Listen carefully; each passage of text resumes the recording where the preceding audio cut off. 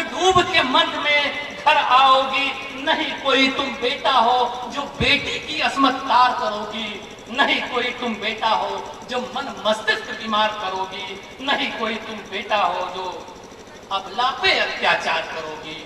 तुम हो बेटी, जग है तुमसे, तुम हो बेटी, जग है तुमसे, प्रहार उन सब पर कर लोगी, और 21वीं सदी की बेटी हो, तुम हर काम को कर लोगी, तुम हर काम को कर लोगी। बहुत बहुत धन्यवाद। क्या बात है, आपकी कविता ने बेटियों में उत्साह भर दिया, ऊर्जा भर दी। सकारात्मक पंक्तियों के साथ आपकी रचना। बहुत बहुत आभार गोपाल श्रीवास्तव जी। मैं मंच पे आमंत्रित करती हूँ शीतल कुमारी जी का, आए और अपनी रचना का आनंद सभी को प्रदान करें। स्वागत।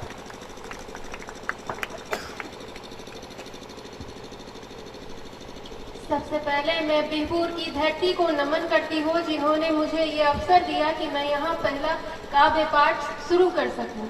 और फिर मैं कविता कानन के मंच का और धनंजय सर और सभी वरिष्ठ कवि लेखकों का मैं अभिनंदन करती हूँ, और जो भी मेरे बाकी कवि मित्र हैं, कवि और कवित्री मित्र हैं, मैं उन्हें भी शुभकामनाएं दूंगी, क्योंकि उनकी कविताएं और मुझे बहुत अच्छी लगी हैं और मुझे बहुत प्रेरित की हैं। फिर मैं अपनी कविता का शुरू करना चाहती हूँ। मैंने ये कविता कृष्ण और कर्ण के संवाद पर लिखा है। ये मेरी अभिव्यक्ति है, उम्मीद करती हूँ आप सबको पसंद आएगी। कृष्ण कृष्ण कृष्ण कहाँ हो प्रभु, क्यों ना सुनते आप मेरी पुकार। कृष्ण आते समक्ष फिर मुस्काते और बस मौन रह जाते। आत्मा कहता कब से मैं आपको पुकार रहा, कृष्ण पर आप ना आए। कृष्ण कहते ऐसा ना कहो मित्र, मैं तो सदा तुम्हारे संग था। अंतरात्मा की आवाज बन, तुम्हारा बुद्धि और विवेक बन, तुम्हारी दया और धर्म बन, मैं तो सदा तुम्हारे संग था। बस तुमने ही पहचानने में करती बड़ी देर। फिर आत्मा ने कहा हाँ प्रभु, ये तो सत्य कहा आपने, आप तो सदा मेरे संग था। बस मैं भक्ति से ही विरक्त था, संसार के मुख में मग्न था, तभी ईश्वर की छवि न देख पाया आपने। आंखों में अश्रु लिए आत्मा दुखी था, मन में जाने कितने अनसुलझे प्रश्नों को ले बैठा था। फिर कृष्ण कहते इतना क्यों दुखी हो मित्र, बोलो मन में जो बैठा हो अनंत, बोलो किन सवालों के भंवर में उलझे हो, क्यों मौन अब तुम खड़े हो। लेता हूँ मैं व्यथा सबकी, पर बदले में बस शांति मैं देता हूँ। कह दो जो मन में है सवाल अनगिनत, मैं दूंगा तुम्हारे हर प्रश्नों के उत्तर।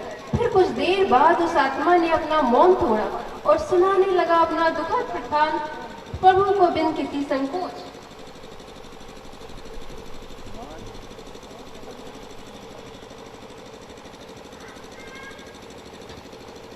हे माधव, संसार में जन्म मेरा माता की भूल थी, और उस भूल का भोगी मैं स्वयं बना। जिन्हें अपना माता पिता माना वो मेरे पालक माता पिता निकले, और जिन्होंने मुझे जना उन्होंने छोड़ दिया मुझे संसार में अकेले।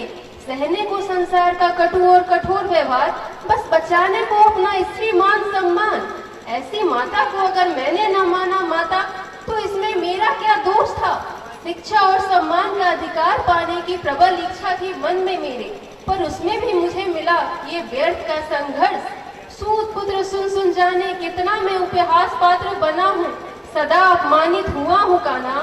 मैं पूछता अगर ईश्वर ने ना किया कोई भेद, धरती नदियाँ गगन और इंसान में, फिर क्यों जाति प्रथा का विष लिए जीवन का अमृत में हार गया।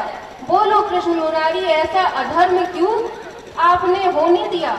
आपने क्यों नहीं अधर्म रोक दिया। माना मैं था सामान्य, पर आप तो थे ईश्वर के अवतार, फिर क्यों नहीं मेरे दुर्भाग्य को आपने रोक दिया। मेरे संघर्ष को आपने क्यों नहीं समाप्त किया। बोलो कृष्ण कन्हैया, क्यों मौन खड़े बस देखते हो। मेरी तीखी बातों को दंश क्यों सहते हो। फिर कृष्ण मुस्कुराते और फिर कहते तुम्हारी हर पीड़ा का अनुभव है मुझे कर्ण, मैं तो आपको कॉल कर देंगे, आप आ जाइएगा। तुम्हें तो माता कुंती ने